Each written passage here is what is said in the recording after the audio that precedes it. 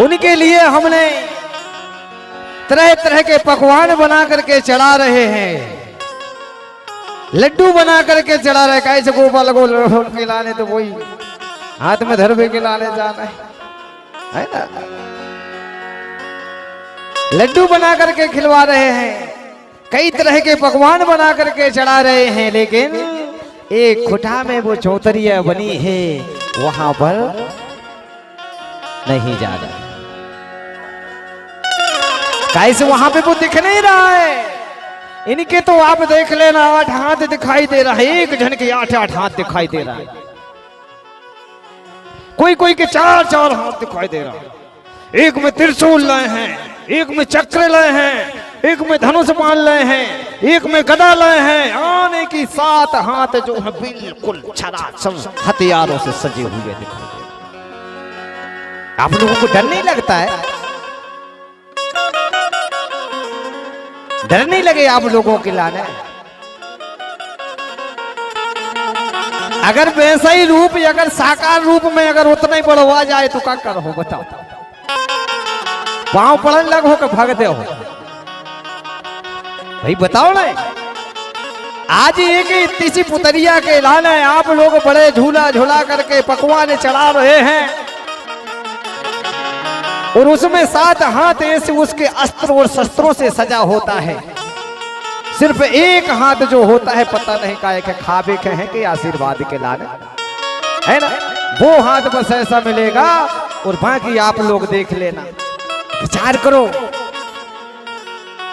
और बगल में जो तुम्हारी शक्ति कर रहा है, शक्ति दे रहा है, रक्षा कर रहा है, उसके लिए हम मानने वाले नहीं हैं। कहते हैं ना, घर का देव ललाए और बाहर के खे लड़ुआ खिलाए। विचार करो आप लोग, अगर जितनी सेवा हम उस अलमारी में कर रहे हैं, झालर शंख घंटा बजा करके उतनी सेवा अगर को माता पिता की किया जाए, तो आपको जीवन में किसी भी प्रकार का दुख और तकलीफ नहीं होगी मेरे भैया। अपने माता पिता को पहचानो। माँ बाप वहां पर पानी के लिए चिल्ला रहे हो, और हमारी बहुएं बिटियां जो है ना, बहुओं बिटियों को काम ज्यादा ही होता है, पूजा पाठ करने का नहीं होते यार।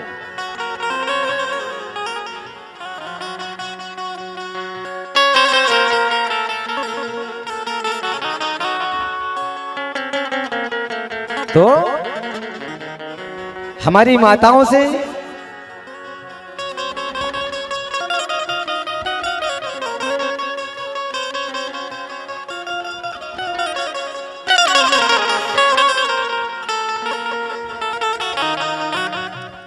तो हमारी मैया हन से मेरी विनती है, मेरी प्रार्थना है कि हमारी बातें आपको खराब ना लगे। थोड़ा हकीकत बोल देता हूं नहीं, यानी हमारे लिए जो है सत्य को पहचानना, जब तक हम सत्य को नहीं पहचान पाएंगे तब तक हम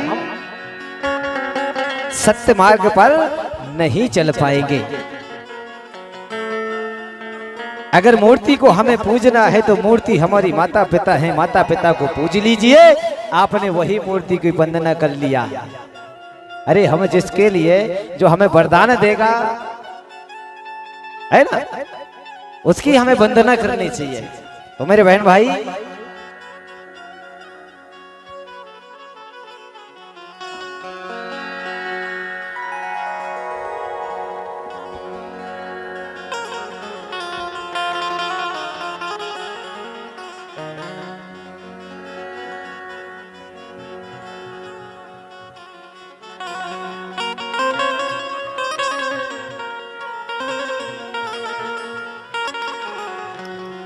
तो मेरे भैया कली दाई जो है रायतार जंगो दाई के पास में पहुंच गई। रायतार जंगो को आप लोग समझ गए ना, वो भी एक बेवा नारी थी, लेकिन अपने आत्म साहस को नहीं छोड़ी, साहस बनाई नहीं, साहसी महिला थी। इसलिए उन्होंने अपने दम पर, अपने बल पर लड़ाई लड़ी, गोटुल बनाया और वहां पर शिक्षा ग्रहण करवाई और वो आंदोलन बना करके इस सगा समाज के लिए सत्य मार्ग दिखाया। वहां पर कलीदाई जंगोदाई के पास में जाती है। जंगोदाई कली से पूछती है, बेटी कौन हो तुम और इस बियाबान जंगल में आप क्या कर रही हो, किस कारण से भटक रही हो? तो मेरे भैया कलीदाई आंसू लिए आंखों में रही भरे हुए जंगोदाई से बोल रही है, मैं महाराज जुगाद राहुल की बेटी हूं, सोना दाई की बेटी हूं और एक बाबा के चक्कर में आकर के प्रसाद को ग्रहण किया और उसी अवस्था में गर्भ हुई, इसीलिए मुझे ये कलंक लगने की वजह से मेरे गांव वालों ने, मेरे राजमहल वालों ने मुझे घर से बाहर निकाल दिया है। इस प्रकार से मेरे भैया कलीदाई जंगोदाई को बताती है और जंगोदाई ने जब सारा हाल बताती है तो कलीदाई ने भी पूछा, भैया तुम्हारा कैसे हाल है इस बियाबान जंगल में? आप गोटुल बना करके नन्हे नन्हे बाल बच्चों का, बाल गोपालों का पालन पोषण कर रही हो, शिक्षा दीक्षा दिला रही हो और ये इतनी सारी महिलाएं यहाँ पर क्या कर रही है? उन्होंने कहा, बेटा जिस तरह से तेरा हाल है ना उसी तरह से मेरा भी हाल है। मेरे भी पति को शादी की उसी रात में एक नाग ने डस लिया और मुझे डायन बना दिया, मुझे कलंकनी बना दिया और कलंकित करके मुझे इस वन में भटकने के लिए विवश कर दिया। वो वन में इसलिए फेंक दिया करते थे कि जो वन में जो खूंखार जानवर हैं और वहां पर जब ये जाएंगी तो वो खूंखार जानवर इनको खा जाएंगे, लेकिन ऐसा नहीं हुआ। प्रकृति ने हमारी रक्षा की और यहाँ पर जाकर के मैं आज की गोटुल बना करके सगा समाज को शिक्षा देने का काम कर रही हूँ। और आज जो बेवाय औरतें हैं, मेरे ही जैसी औरतें खड़ी हुई हैं जिनके पति नहीं हैं, किसी को किसी प्रकार से छिनार लगा दिया गया, किसी ने को किसी प्रकार से कलंकित करके ये हमें जंगलों में भेज दिया है। और आज जो ये बच्चे देख रहे हो, जो बच्चे ने किसी की माँ को खा गया जन्म लेते हुए, उनके लिए ये जंगलों में फेंक गए तो मैं उनको उठा करके लेकर के आया हूँ। इस प्रकार से बेटी मैं भी तेरे ही जैसी भुक्त भोगी हूँ। और कलीदाई ने वहां पर जाकर के चरण स्पर्श करती है, रायतर जंगोदाई वहां पर लेती है और अपने कंधे से लगा लेती है, गले से लगा लेती है और बोलती है, बेटा अब चिंता नहीं करना, अबे तू चिंता नहीं करना, अब जंगोदाई तेरी सेवा कर रक्षा करेगी और तेरा जो भी मन करता है आज से ये आश्रम तेरे लिए मैं सौंपती हूँ। आज से तू ये बच्चों की देखभाल भी तू ही करेगी, लेकिन चिंता नहीं करना। उस राजमहलों को त्याग दे, राजमहलों के उसको त्याग दे, उसकी आशा को छोड़ दे। अब जो मन लगाना है तो प्रकृति शक्ति पे, बड़ा देव पे शक्ति लगा और भजन कर बड़ा देव का, जो होगा सो देखा जाएगा। बोलिए रायतार जंगोदाई ना। और दादाजी आए हुए हैं तो अभी अपना कार्यक्रम तक तो वो रुकेंगे ही, तो हम चाहेंगे कि आज दादा आए हैं तो थोड़ी सी शुरुआत भी करते हैं अपनी वाणी, मधुर वाणी, मीठी वाणी से, ओजमयी वाणी से। आप हमारे छोटे से इस कार्यक्रम में पधारे हैं, आपके चरण स्पर्श हुए हैं, तो हम चाहेंगे कि आपकी जो ओजमयी रहस्यमयी मधुर वाणी, मीठी वाणी है, उस मीठी वाणी में से आप इस सगा समाज के लिए बाणामुर्र की पावनमयी धरती दाई में आप अपने मीठे दो बोलों से सगा समाज को संतोषजनक अपने वचनों को दे, ऐसी मैं आपसे कामना करता हूँ, मैं निवेदन करता हूँ। जोरदार तालियों से स्वागत करेंगे हमारे दादाजी का। बोलिए पंद्रह दादाला, पंद्रह दादाला। हेलो हेलो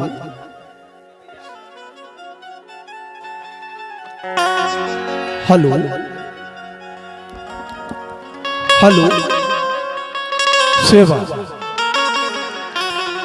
सेवा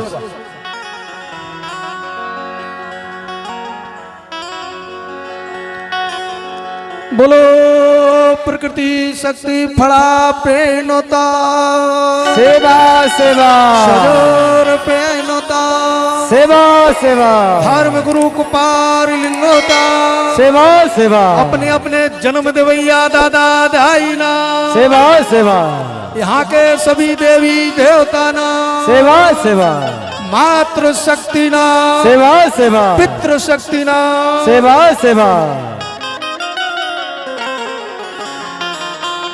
बहुत बहुत धन्यवाद आपके लिए। और उसके पहले मैं इस परम शक्ति जिसे हमारे पूर्वजों ने बड़ा देव कहा, उस बड़ा देव के चरणों में मैं नमन बंदन सेवा जोहार करते हुए और इस भूमंडल पर, इस धरती पर जिन्होंने मुझे जन्म दिया, उन माता पिता के चरणों में मैं बंदन सेवा जोहार करते हुए, जिस गुरु ने मेरे मन मंदिर में ज्ञान ज्योत को प्रज्वलित किया, ऐसे धर्म गुरु भले ही इस दुनिया में तो नहीं है, जिन्होंने इस देश के अंदर गौड़ समाज में अंधकार फैला हुआ था, उस विकराल की कड़ी में अगर कहीं कोया प्रेम की अगर ज्योत जलाया था तो वो हमारे दादा कौरेती जी हैं, जिनके लिए एक बार ताली बजाएं आप लोग। सबसे पहले भारत के अंदर जिन्होंने कोया प्रेम को धरातल पर लेकर के आए थे, वे मेरे गुरु, उनके चरणों में नमन है, बंदने सेवा जोहार है। सेवा जोहार करूंगा आचार्य दादा मोतीराम कंगाली जी, इस विशाल देश भारत की धरती पर जिन्होंने कोया प्रेम को लिखित में भारत के अंदर आप सबके बीच में लाने वाले, उनके चरणों में नमन करूंगा। और इस भारत भुइया के सोने वाले लोगों के मन को अगर जगाने का काम किया, जिनकी आत्मा को उन्होंने जगाया, ऐसे जगाने वाले हमारे दादा मरकाम जी, उनके लिए भी एक बार जोरदार ताली हो जाए। शायद साथियों अगर दादा मरकाम जी ना होते तो आपके मन मंदिर में कभी कोई प्रेम आता ही नहीं, जानते ही नहीं आप लोग। तो ये हमारे दादा मरकाम जी हैं, उनके चरणों में मैं नमन करता हूं। और हमारे साहित्यों को सर्जन करने वाले, जिन्होंने कोया प्रेम की किताब को सजाने का काम किया, हमारे दादा ताराम जी हैं। शायद आप लोग, बहुत कम लोग उनको जानते होंगे। दादा ताराम जी जिन्होंने साहित्यों का सर्जन किया, ऐसे हमारे इतिहासकार दादा ताराम जी के चरणों में नमन है, सेवा जोहार बंदन है। सेवा जोहार करूंगा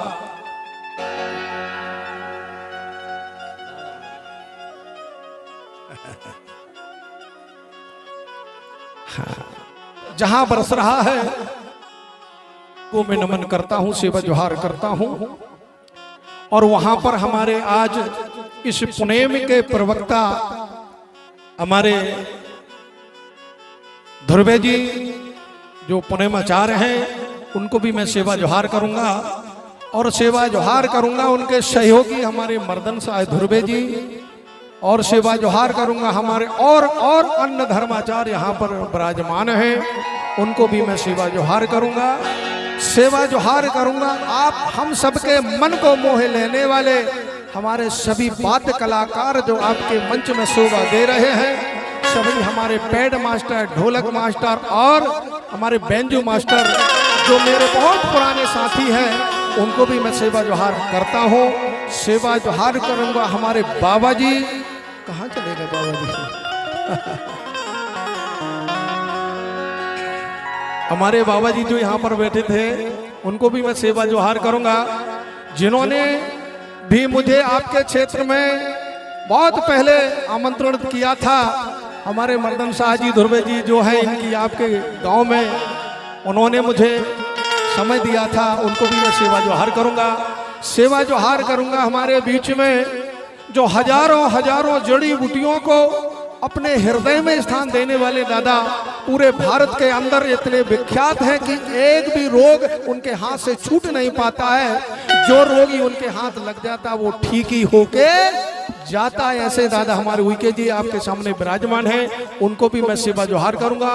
और उनके परम शिष्य, उनके शिष्य हमारे दादा सलाम जी जो देखने बड़ी बड़ी चुटैया वाले बैठे हैं, उनको भी सेवा जोहार करूंगा।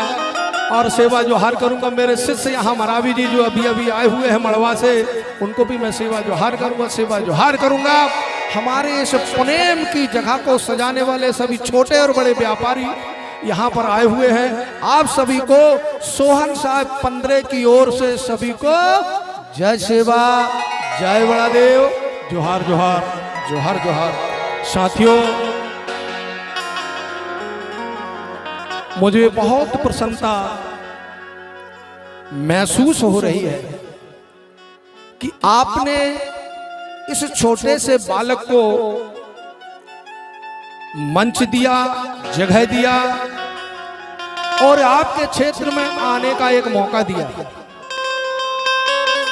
वैसे आपके क्षेत्रों में 10-15 साल से मैं जुड़ा हुआ हूं, लेकिन किन्हीं किन्हीं क्षेत्र जो अभी है मेरे अनभिज्ञ में, जो जैसे आपका क्षेत्र यहाँ पर नहीं आ पाया था, लेकिन आप लोगों ने आपके बेटा को मौका दिया। मैं आपका आभारी हूँ और आपका धन्यवाद देना चाहूँगा।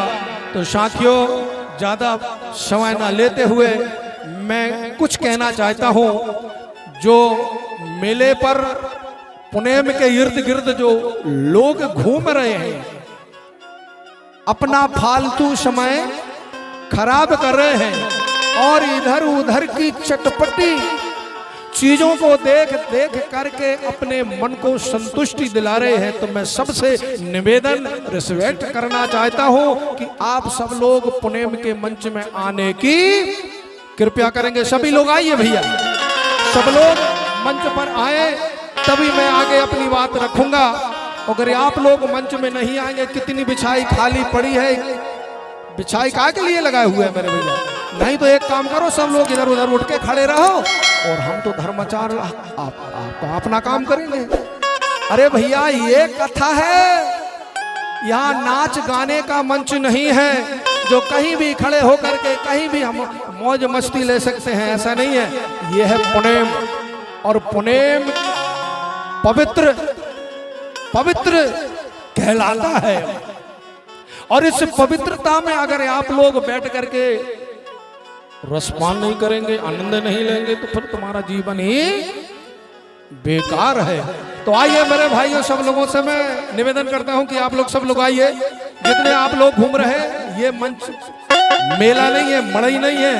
अरे मेरे भाई, ये वो जगह है, ये वो जगह है जिस जगह में बैठ करके लोग स्वर्ग को प्राप्त करते हैं, आनंद को प्राप्त करते हैं, मुक्ति को प्राप्त करते हैं, वो जगह है। इसीलिए मैं आप सब लोगों से रिक्वेस्ट करता हूं कि आप लोग जल्द से जल्द पंडाल पर आकर के अपना स्थान ग्रहण करें और पुनेम का आनंद लीजिए। क्योंकि मुझे समय कम मिला है, क्योंकि आपका प्रवचनों का समय लगभग पूरा हो ही चुका है, लेकिन गुरुजी ने 5-10 मिनट का समय मुझे दिया है और मैं मेरे तरफ से आपके लिए कल पूरा समय आपके 15 जी क्या रहेगा। तो क्या ताली हो सकती है?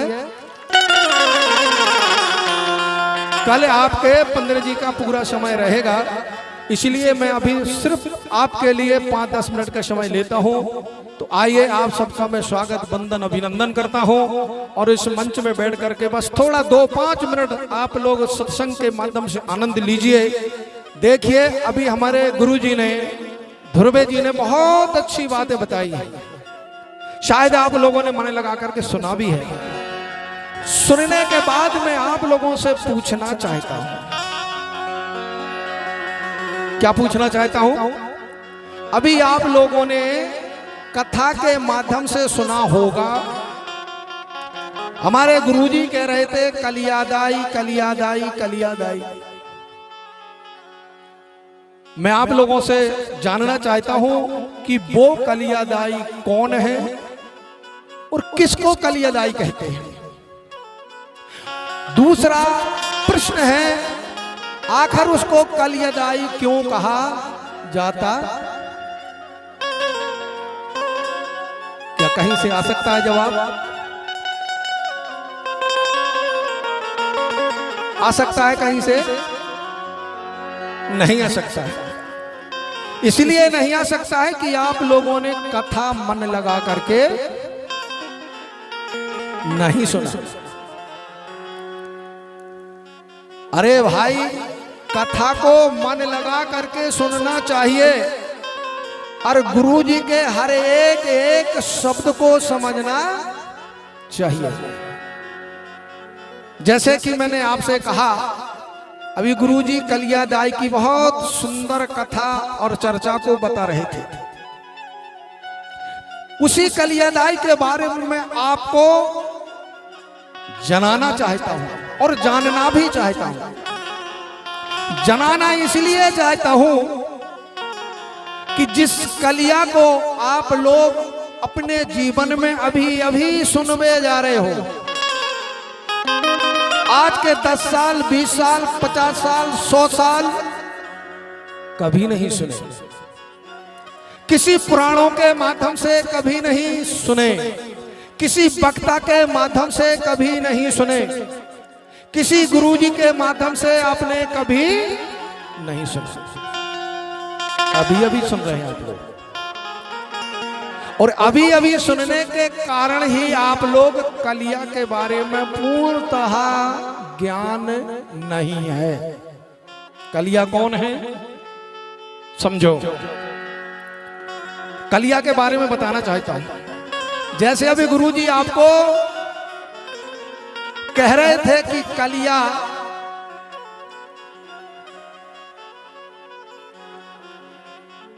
उम्र के फल प्रसादी रूप में ग्रहण करने के बाद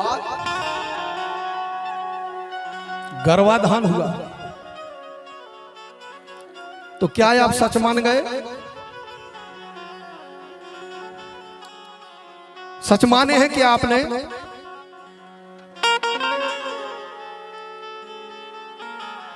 विचार करिए, आप लोग विचार करिए। ठीक है, अगर कलियादाई ने उस साधु के माध्यम से प्रसादी के रूप में उस तोया फल को खाया, किस रूप में? प्रसादी के रूप में। लेकिन कितने फल खाए? कोई बता सकता है कितने खाए? गुरुजी ने बताया था 7 दिन लगातार उसने फल खाई है, 7 दिन तक। पर कितने खाए हैं जी?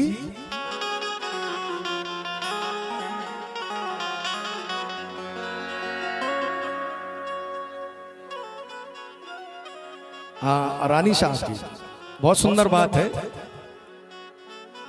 सुनिए सभी लोग, आप लोग। इसलिए मैं कलियादाई के बारे में आपको दर्शन कराना चाहता हूं, समझाना चाहता हूं। समझिए, कलियादाई कोई छोटी मोटी चीज नहीं है, और जिस कलिया को कलंकित किया गया उसको समझना है आपको। कलियादाई ने 7 फल नहीं खाए 7 दिन तक। गुरुजी ने अभी बताए थे, आप लोगों ने वही तो ध्यान नहीं दिया। और वही मैं आपसे कहता हूं कथा सुनो तो ध्यान से सुनो, ताकि एक एक शब्दों का सार हमें मालूम होना चाहिए। गुरुजी ने बोला पहले दिन उस साधु ने कलियादाई को कितने फल दिए थे? एक फल दिया। बहुत सुंदर, ध्यान रखना सभी लोग, एक फल दिया था।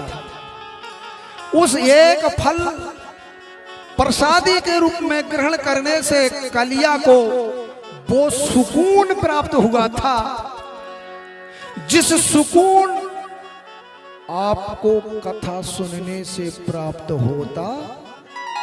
ताली बजाना पड़ेगा।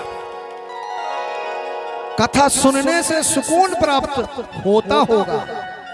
अगर सुकून आपको अगर नहीं मिला तो समझ लो कि आपने कथा नहीं सुनी, आपने फिर बकवास सुनी। कथा सुन रहे हैं आप लोग, समझना है आप लोग, ठीक। जब दूसरे दिन कलिया को रहा नहीं गया तो फिर वापस कलिया साधु के दर्शन करने को जाती है। उस दिन कितने दिए थे साधु ने? बताइए बताइए। 2 फल। हाँ सभी लोग ध्यान रखिए, पहला दिन 1 और दूसरे दिन 2। गिनती करना मेरे भैया, कितने हो गए? अरे पहले दिन 1 और दूसरे दिन 2, 1 और 2 3। ये बात गिनती करना है आप लोग, समझना है इस बात को। और अकेले कलिया ने वो उतने फल क्यों खाए? कलिया को साधु ने उतने फल क्यों दिया? यह सबसे बड़ा महत्वपूर्ण प्रश्न है, बहुत बड़ा कारण है। कलिया का सिर्फ गर्भधारण नहीं, आपको मानना पड़ेगा कि धरती के अंदर भी उसका असर पड़ा था। ताली बजाना पड़ेगा आपको। धरती के अंदर और धरती और आसमान के बीच में भी उसका चमत्कार दिखा था। उतना ही आगे मैं बताऊंगा आपके लिए, पर ध्यान रखना। चलिए गिनती करिए। पहले दिन 1, दूसरे दिन 2, 3 हो गए। तीसरे दिन कलिया फिर जाती है, 3 फल दिया। 3 और 3 6। गिनती करना। चौथे दिन कलिया पुनः जाती है तो उस साधु ने उसको 4 फल दिया। तो 6 में 4 और मिला दो, 10 हो गए। गिनती करना, सब लोग करना गिनती। और जो गिनती नहीं करेगा तो समझ लो वो फेल हो गया। कथा सुनने का कोई मतलब, क्योंकि उसका असर तुम्हारे जीवन में पड़ेगा, पड़ रहा है। इसलिए इनका अर्थ समझना बहुत जरूरी है। कथा सुनने से होता कुछ नहीं है, लेकिन सार समझने से सबसे बड़ा ज्ञान है। समझना। 5वें दिन जब कलिया जाती है तो साधु ने 5 फल दिया, तो 5 और 10 15 हो गए। समझते जाना है आपको। 6वें दिन फिर कलिया जाती है तो साधु ने 6 फल दिया। 15 और 6 21 हो गए। गुरुजी ने 7 दिन बताए थे कि 8 दिन बताए थे भैया? 7 दिन बताए थे ना। हाँ 6 दिन हो गए। अब 7वें दिन की कहानी। और जब कलिया 7वें दिन जाती है तो उस साधु ने उस कलिया को 7 फल दिया। तो 7 और 21 कितने हो गए भैया? 28 हो गए ना।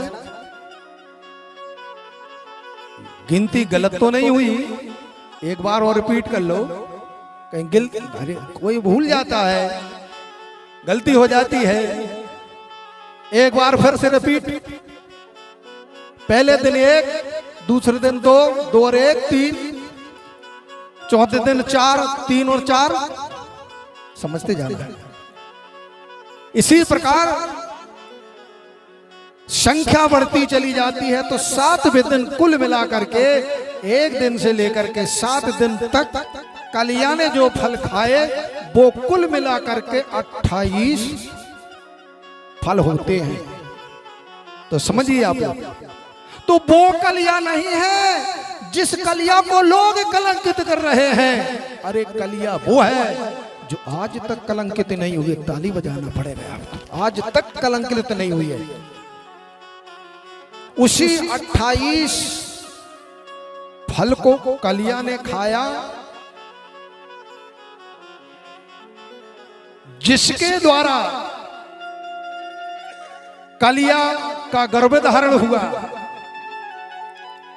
और वो गर्भधारण नहीं, वो कलिया नहीं, अरे कलिया वो है जिसे धरतीदाई कहते हैं। ताली बजाना पड़ेगा। कलियादाई धरतीदाई है और कोई कलिया नहीं है, समझना पड़ेगा आपको।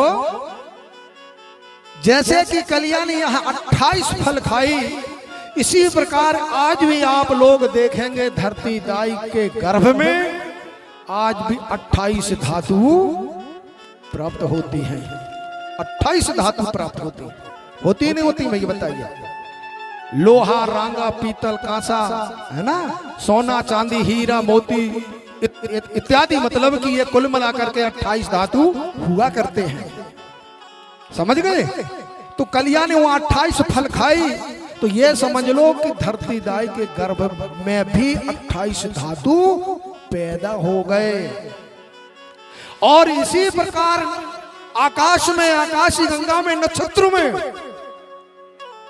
28 नक्षत्रों का निर्माण होता है। आप लोग कैलेंडर में पढ़ करके देखेंगे तो 28 नक्षत्र होते हैं। माने देखिए, आपको कलियादाई के माध्यम से पूरा ब्रह्मांड में उसका चमत्कार, पूरे ब्रह्मांड में उसकी कला की कलाकारी हमें जान पड़ती है। ताली बजाना पड़ेगा। इसीलिए आपको समझना पड़ेगा कि वो कलिया नहीं जिस कलिया के लोग कलंकित करते हैं। अरे कलिया तो वो है जो आज तक कलंकित नहीं हुए, जिस धरती माता की गोद में आप लोग सब बैठे हैं, वो कलिया है मेरे भाई। समझना पड़ेगा आपको। पर इसको, इस धरतीदाई को गर्भ दान करने वाला कौन है? जहां पर कथा के माध्यम से आप लोगों ने एक साधु का नाम सुना था। कौन है वो साधु? आप लोगों को जान